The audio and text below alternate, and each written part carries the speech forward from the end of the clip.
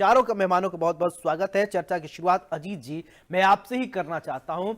मल्लिकार्जुन खड़गे ने कल गेरुआ वस्त्र को लेकर कहा कि जो लोग गेरुआ वस्त्र धारण करते हैं उनको राजनीति में क्या उनकी जरूरत है, वो जाएं कहीं और चले जाएं। और मुख्यमंत्री योगी आदित्यनाथ ने आज करारा प्रहार किया। उन्होंने कहा कि मैं तो एक योगी हूं, मेरे लिए देश ही सर्वोपरि है। प्रतिक्रिया सबसे पहले आपकी।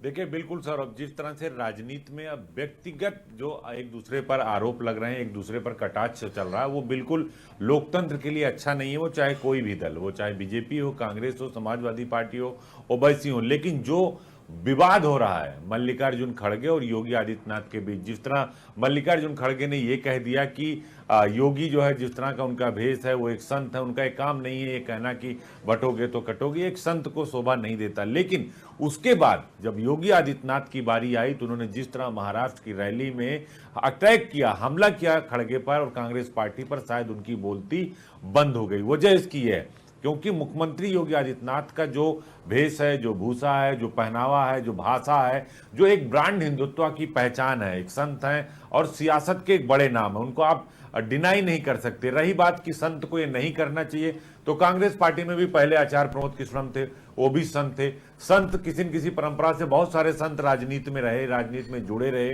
वो चाहे उत्तर प्रदेश हो, महाराष्ट्र हो, हरियाणा हो, उत्तराखंड हो।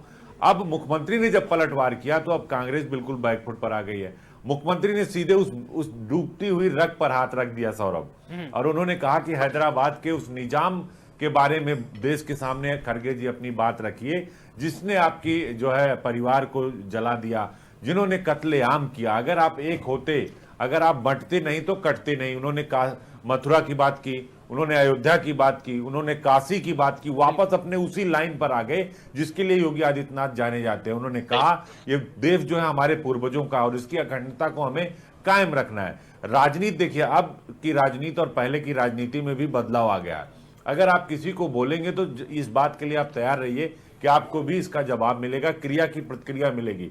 राजनीति में जब आप क्रिया करते हैं तो प्रतिक्रिया मिलता है, रिएक्शन का एक्शन आपको देखने को मिलता है। और यही बात मुख्यमंत्री योगी आदित्यनाथ ने आप आज अपनी कई रैलियों में, पहले भी देखिए उनके एक बयान उन्होंने बोला है, पिछले एक महीने से वही बयान पूरी राजनीति की धुरी बनी हुई है, बंटोगे तो कटोगे। उसी के पीछे अखिलेश यादव भी कह रहे हैं जुड़ोगे तो जीतोगे, कोई कुछ कह रहा है, कोई कुछ कह रहा है। तो ये मानकर चलिए सौरभ कि आने वाले टाइम में भी इस बयान की चर्चा राजनीति में होती रहेगी। और देखिए इसमें कोई दो राय नहीं है कि योगी आदित्यनाथ की अपनी एक लाइन है। ठीक है अजीत जी, आप अपनी बात कंप्लीट कीजिए।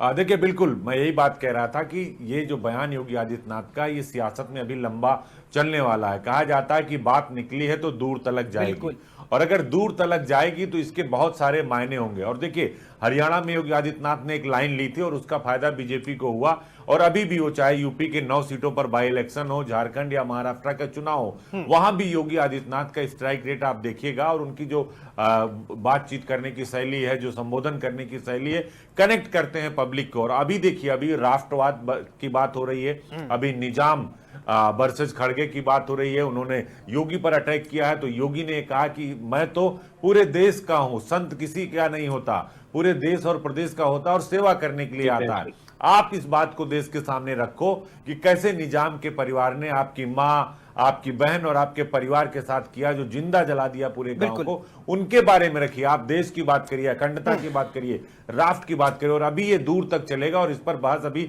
लगातार चलेगी सौरभ, जब तक ये चुनाव है।